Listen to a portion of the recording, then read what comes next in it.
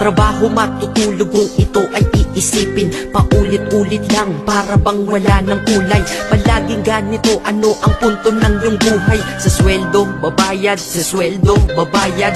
Kakasweldo lang pero ubos ang pera kagad. Ito ba talaga ang binigay na kapalaran? Hindi ka mabubuhay kung hindi mo babayaran. Mahirap pala to, sana maaga kong nalaman. Para kang malayang preso pag di ka anak mayaman. Dahil aking napuna kapag bumiyahe sa umaga. Mga tao sa paligid ko hindi rin maligaya. Tayo ay mga alipin sa moderno na lipunan. Magandang kinabukasan kailangang pag-ipunan. Pero pagkatapos nun, ano ba ang kasunod? Ika'y magkakasakit, mamamatay ka ng pagod. Di ba napakalupit? Ganito ba talaga? Habang nabubuhay ka, pera ang mahalaga. Kaya magtrabaho ka, magbanat ka ng buto.